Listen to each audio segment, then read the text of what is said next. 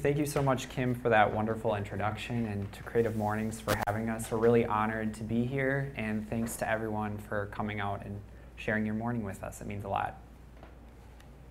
So right off the bat, we wanted to give you 4 things that you should know about us. Kim already told you how much we love pizza. That is not an understatement. It's an obsession, and we make it every Friday at home. We've even dubbed it Pizza Friday. So happy Pizza Friday, everybody. Happy Pizza Friday. Our love for plants, they are all over our apartment. They bring us a lot of joy and inspiration and happiness, and so much so that we named our new adorable Boston Terrier Fern. And last but not least, she is adorable. We love a delicious cup of coffee. So we're a husband and wife photography and video team, and together we established True Studio. So we shoot side by side on both commercial and advertising projects. And our specialty is lifestyle photography, so we photograph people or products in situations that feel believable and authentic. We've been together as a couple now for 12 years, and we have been married for 6 of those years, working together for 6 of those years. So yes, we started a business and got married in the same year. Not recommended for everyone, but it works for us.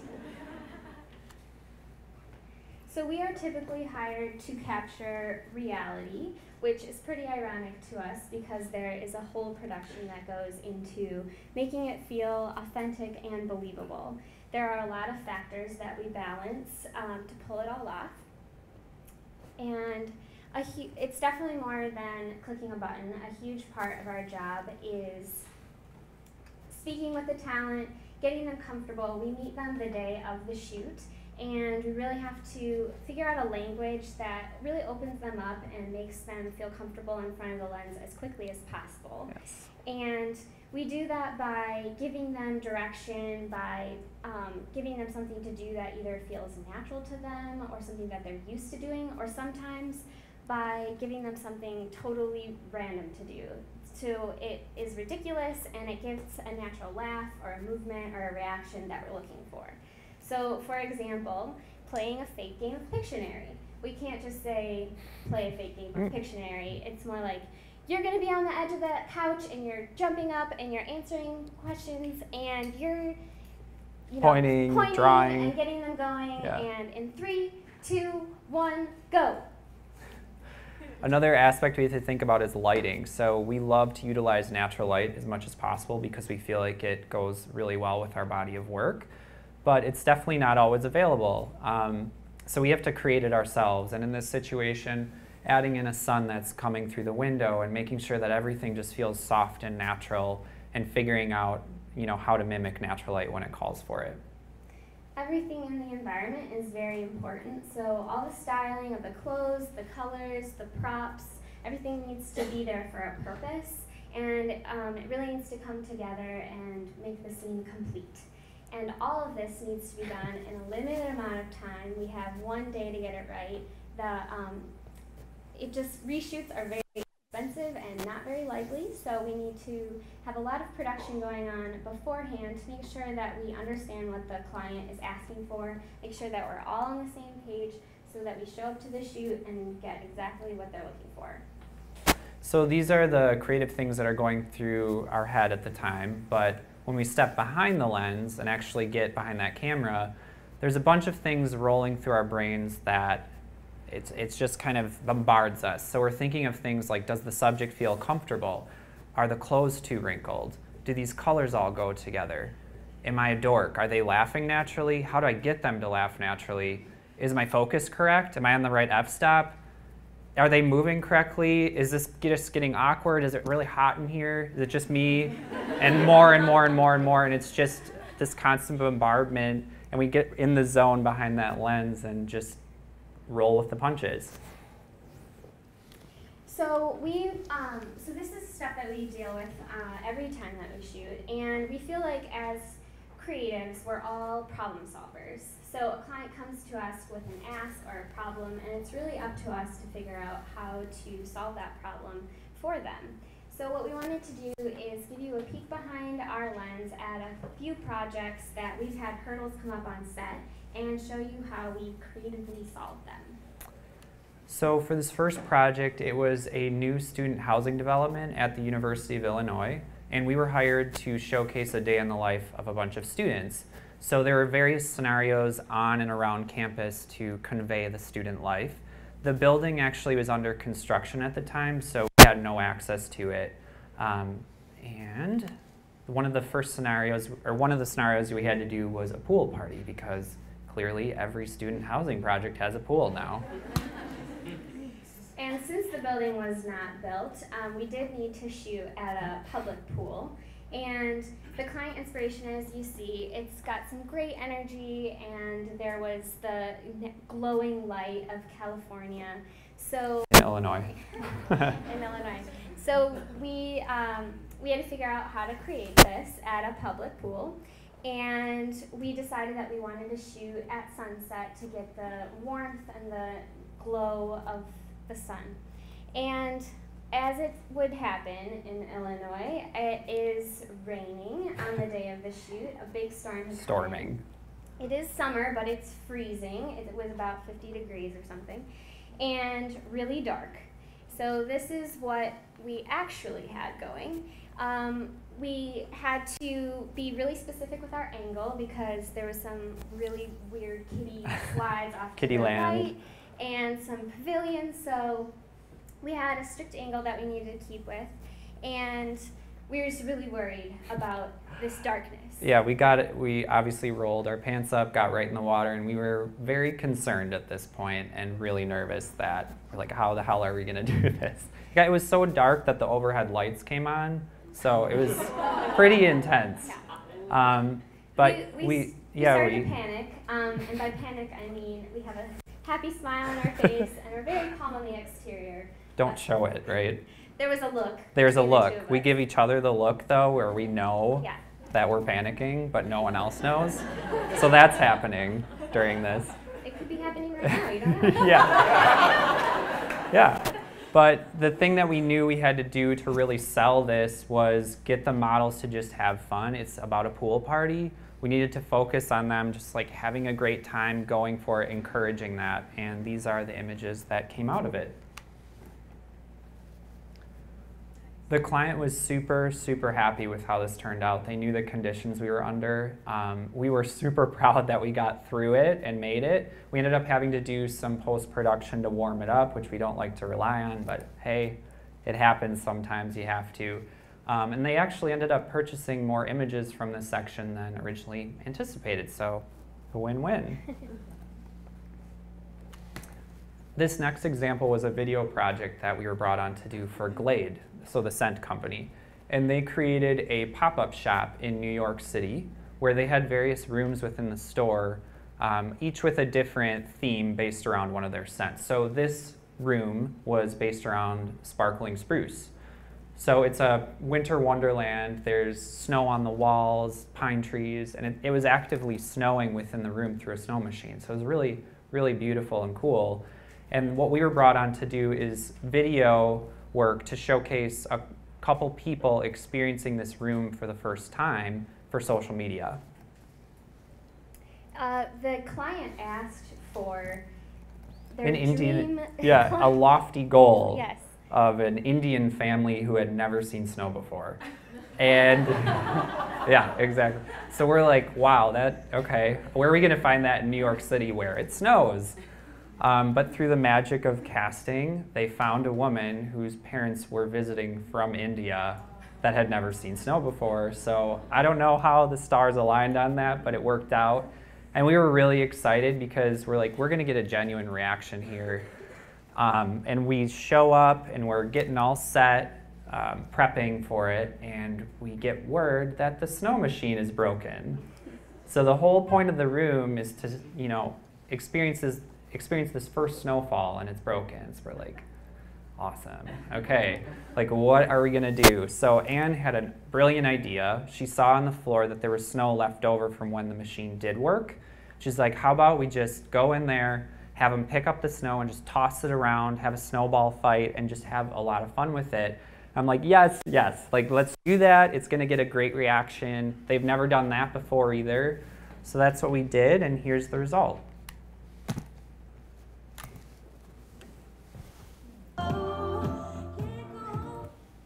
That's not the music. Thanks a lot, kids.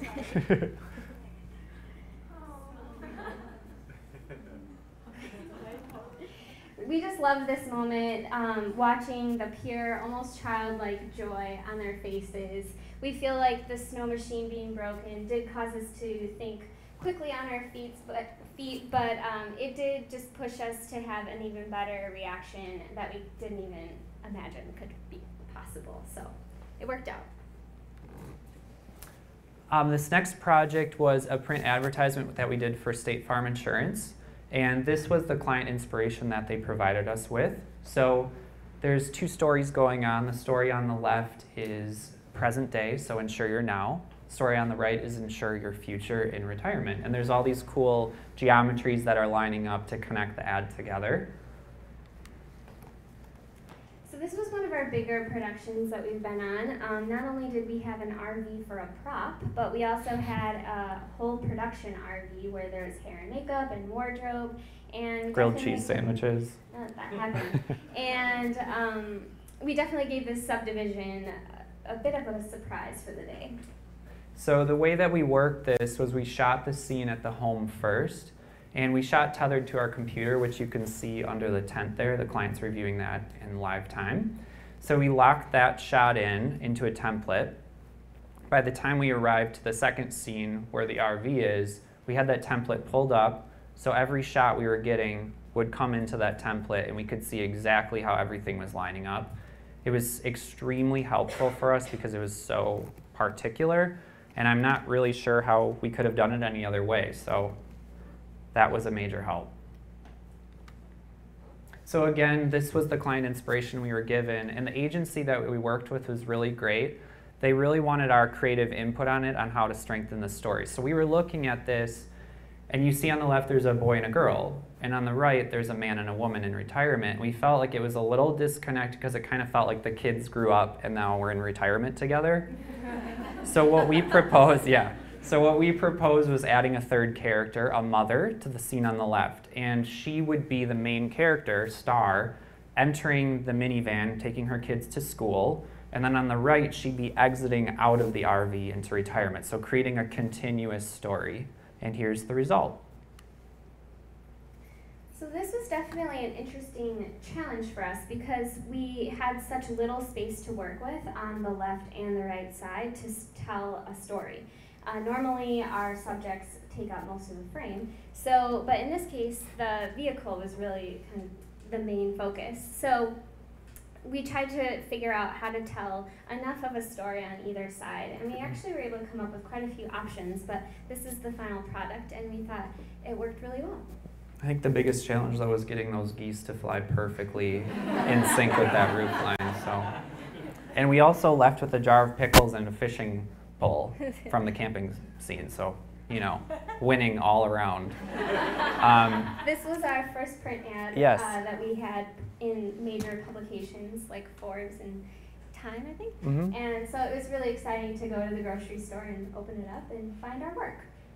So this is a good example of just kind of how we deal with challenges that come up on set. And it's a good look at kind of where we're at right now in our career, but it wasn't always that way. We mentioned at the beginning of our talk that we both studied architectural design. After 3.5 years of school, both of us were kind of in this place where we're like, I don't know if I want to really pursue this degree anymore as a career, but we both decided it's a good degree to have. Let's just finish, we're so close. So we did, and by the time we graduated in 2008, the economy tanked. And the building industry was one of the first things to go. And it was decided for us that we were not going to pursue architecture. I was lucky enough to get a job for a little bit at an architecture firm for about 5 months, but then I got laid off with a couple hundred other people. I did some freelance drafting work, and eventually I ended up at an ophthalmology practice working at the front desk and later on a medical technician. So super, super random and very creative, but you gotta do what you gotta do.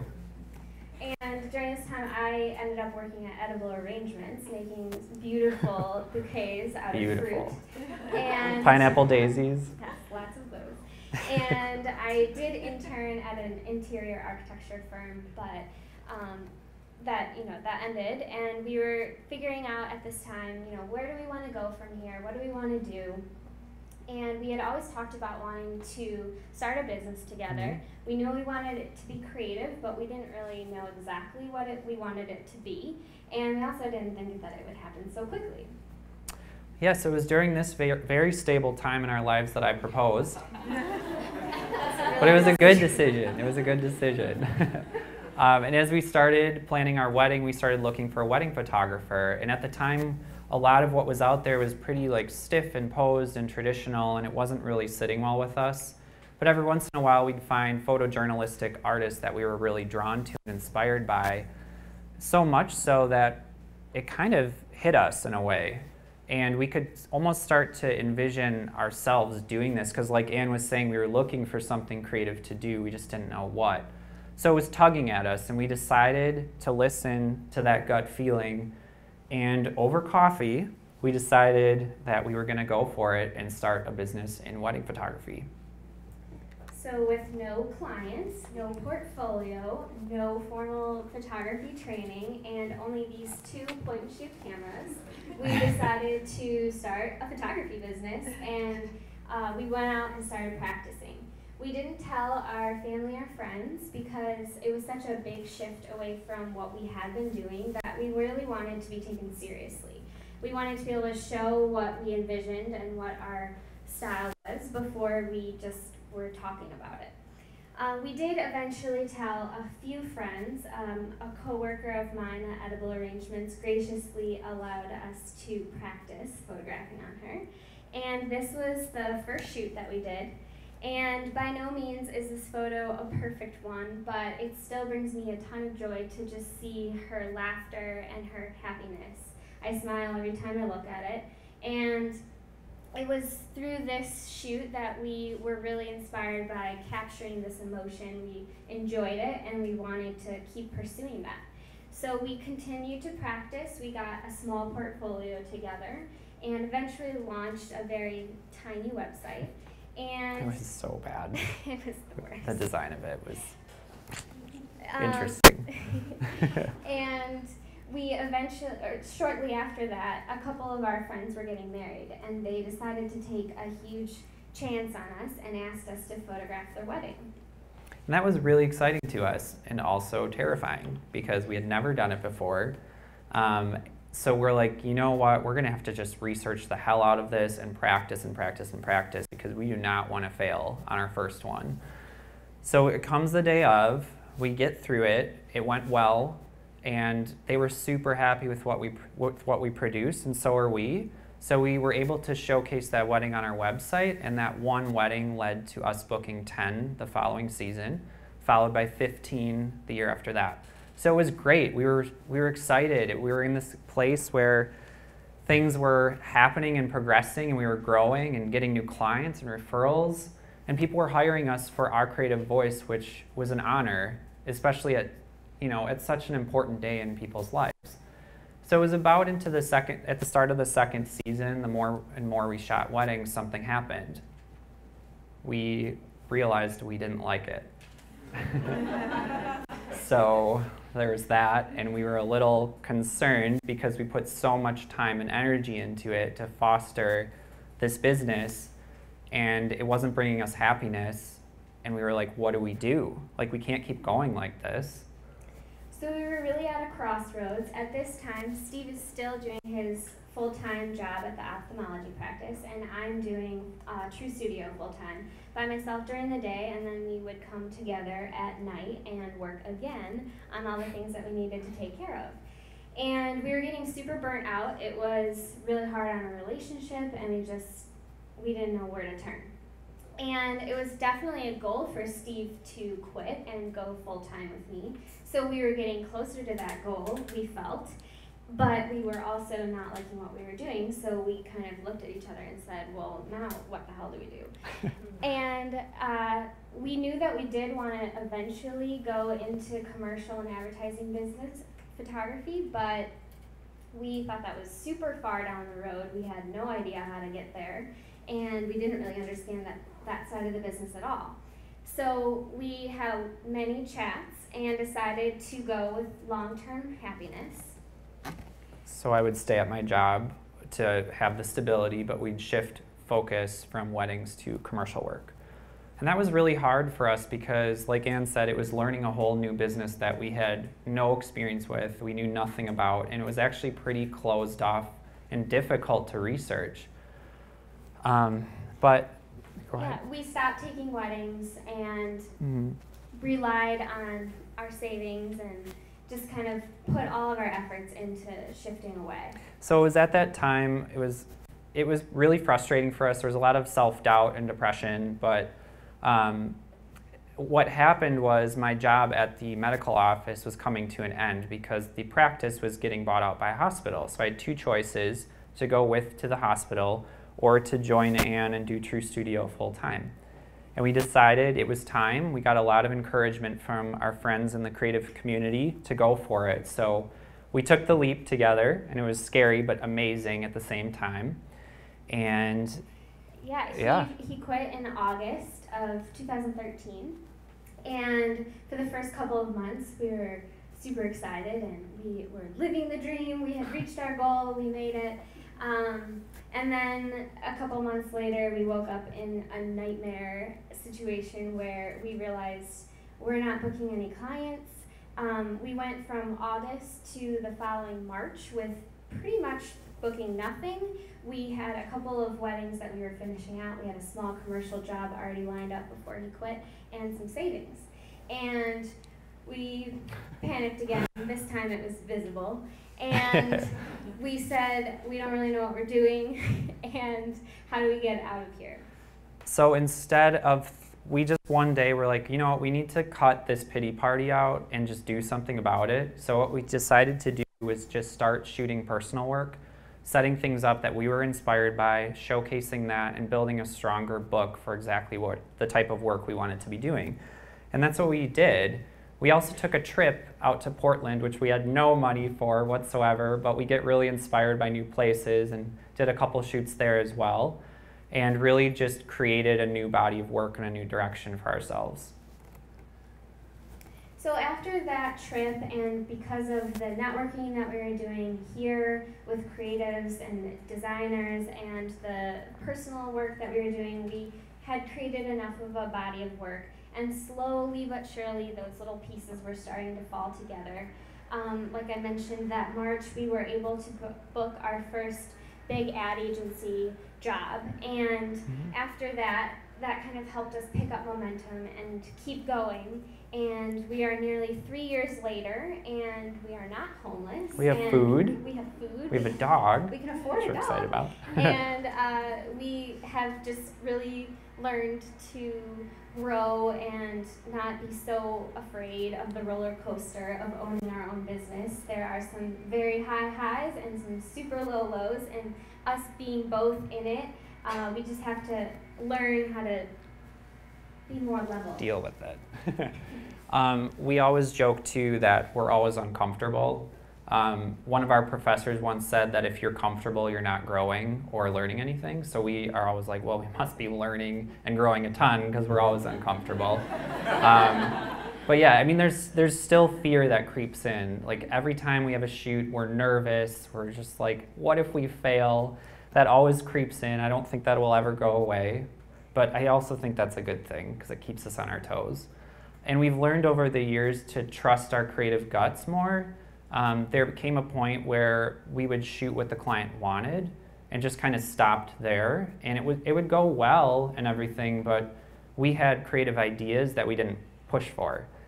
And over the years, we've really more and more started to infuse that and say, okay, I'll shoot that, but we also have this idea, and let us shoot this too. And a lot of the times the client goes with our idea, which has been awesome. So it's given us a lot of confidence as we've grown over the years from shoot to shoot. So as you can see, our path has not been a straight one by any means, but I feel like a lot of creatives can relate to it. We've learned to embrace that journey. We've learned things along the way that we take with us on our next adventure, and hopefully you can find inspiration from our journey for your own. We love this quote by Deepak Chopra. We feel like it applies to our life just perfectly. No single decision you ever made has led in a straight line to where you find yourself now.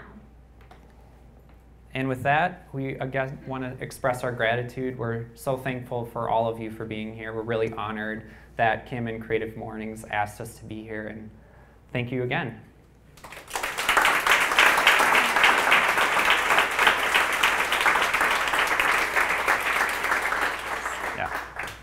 So we are actually going to do about 10 to 12, 15 minutes of Q&A. So if you guys have a question, just raise your hand and they'll point you out. I'll start with you against the wall.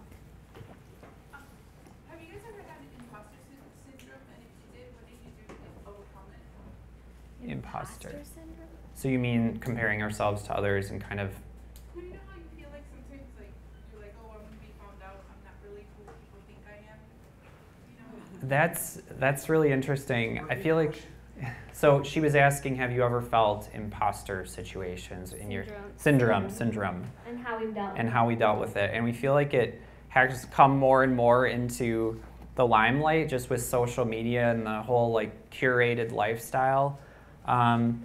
We've definitely found ourselves at times where we'll like show things that we show because we feel like it'll get enough likes or whatever, but we've really come to learn over time that it doesn't matter, and we just want to live a life that we're happy with. So that's how we always are, just checking in with each other and making sure like this is sitting well and being true to who we are.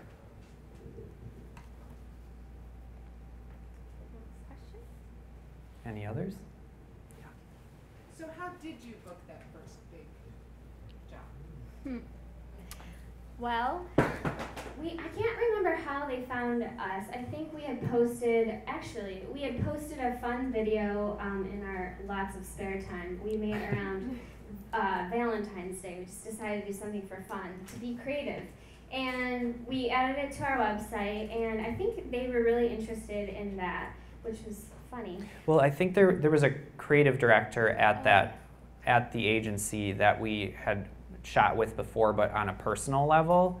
So she was kind of tapped into our work and saw it transition. That's right. And I believe that's how it manifested itself. And then she realized that we also included video work over the years, and I think it was just kind of a natural connection that manifested over about 2 to 3 years.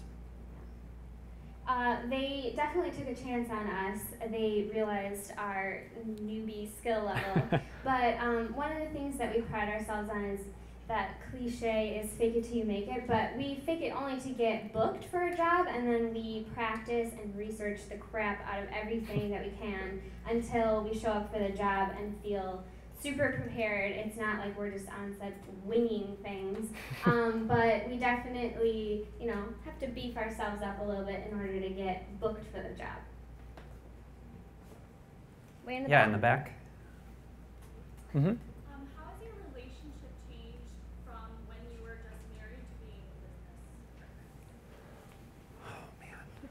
Well, we That were is a hard always one. just married and business partners because we did it kind of simultaneously. Yeah, it's really always been integrated together. Even in school, we did a lot of projects together, so it's really been kind of a cornerstone of our relationship, just bouncing creative ideas and meshing that way together.